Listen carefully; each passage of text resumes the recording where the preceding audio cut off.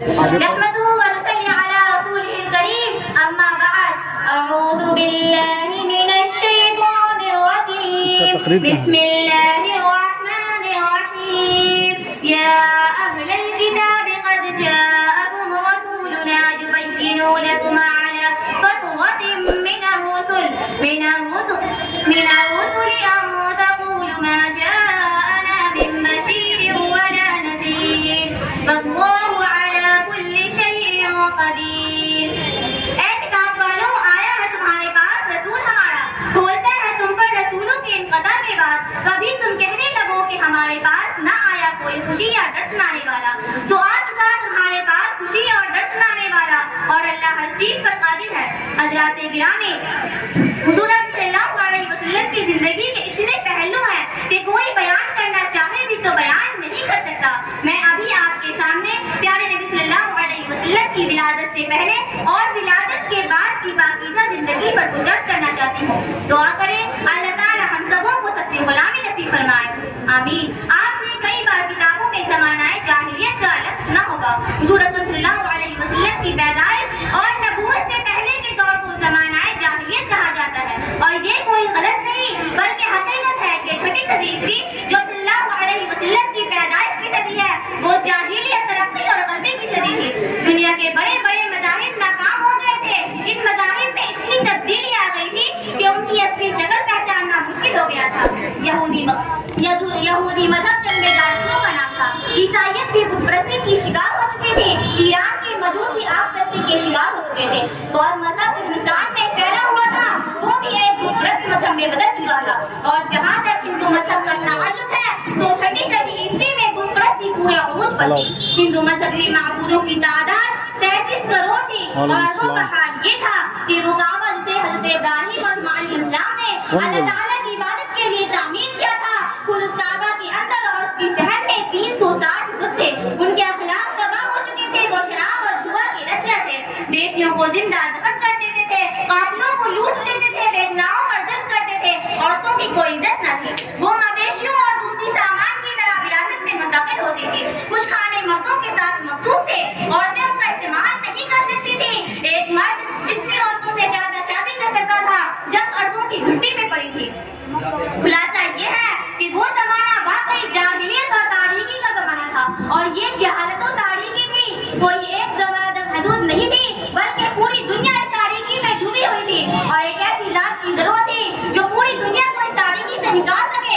حقیقت یہ ہے کہ اس طرح کا رحمت کا انتظار ان یتیموں کو تھا جن کے در پہ دستیشن گزرنے والا کوئی نہ تھا، ان بیواؤں کو تھا جن کی دامن میں بیوگی کی داغ کی وجہ سے انسانی حقوق سے محروم تھی، ان نجات دہندہ کا انتظار ان بچیوں کو تھا جنہیں زندہ دفن کر دیا جاتا تھا، اس مشفق و مربی کا انتظار کائنات کے ذرے ذرے کو تھا.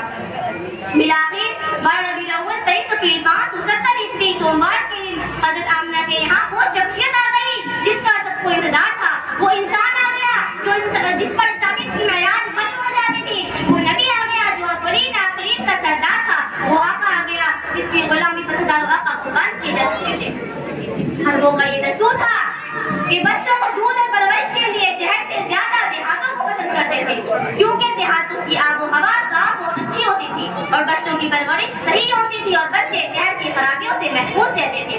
اور اب زبان کے بارے میں بڑے حساس ہوتے تھے. ان کا خیال تھا کہ شہر کے مقابلے میں دیہاتوں کی زبان صحیح ہوتی ہے. بچوں کی پرورش اور زبان کے معاملے میں قبیلہ بنی سعد کی عورتیں بہت مشہور تھی. اس زمانے میں اس قبیلہ میں زبردست بھگوڑا تھا، اس لیے بہت سی وہ عورتیں بچوں کے لیے مکہ آئی جو پہلے یہ کام نہیں کرتی تھی. ان عورتوں میں حلیمہ سعدیہ بھی تھی. حضرت حلیمہ سعدیہ کا بیان ہے کہ جب میں مکہ آئی تو تندرستی کی وجہ سے میری چھاتیوں میں دودھ نہیں تھا، اٹھنی بھی کمزور اور دبلی تھی. دوسری عورتیں ہم سے پہلے مکہ پہنچ گئی اور مالدار گھرانوں کے بچے حاصل کر لیے، لیکن محمد صلی اللہ علیہ وسلم کو یتیم سمجھ کر کسی نے قبول نہیں کیا. وہ یہی سوچتی رہی کہ یتیم بچے کی ماں ہمیں کیا دے گی. جب میں اس بچے کو لے کر گھر آئی تو میری چھاتی دودھ سے بھر گئی. اٹھنی نے بھی اتنا دودھ دیا کہ ہم دونوں میاں بیوی نے پیٹ بھر دیا. مکہ سے واپسی پر میری کمزور اٹھنی سب سے آگے نکل گئی. جنگل میں گھاس نہ رہنے کے باوجود میری بکریاں پیٹ بھر کر آتی اور خوب دودھ دیتی تھی. تمام نبیوں کا انتخاب اللہ تعالیٰ کرتا ہے اور وہی تربیت اور حفاظت بھی کرتا ہے.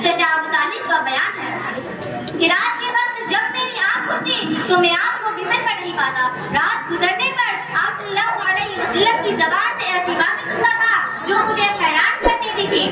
پینے کے وقت کسی کا نام نہیں لیتے, لیکن محمد صلی اللہ علیہ وسلم کھانا شروع کرنے سے پہلے بسم اللہ اللہ اور کھانا کھا لینے کے بعد الحمدللہ کہتے. صداقت و امانت میں وہ مقام حاصل کیا کہ آپ صلی اللہ علیہ وسلم کا لقب ہی صدیق و امین مشہور ہو گیا. آپ صلی اللہ علیہ وسلم رشتوں کا خیال رکھتے تھے, لوگوں کا بوجھ ہلکا کرتے تھے, مہمانوں کی عزت کرتے, دوسروں کی مدد کرتے تھے.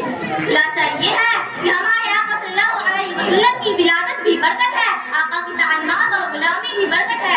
آج ہمارے درمیان پیارے نبی صلی اللہ علیہ وسلم بذات خود موجود نہیں ہے, لیکن اگر ہم سچے غلام بن جائے تو ہماری بنجر زمین سونا اگلے گی, آسمان رحمت کی بارش بن جائے گا. اللہ تعالیٰ ہم سب کو پیاری غلامی نصیب فرمائے. آمین. وما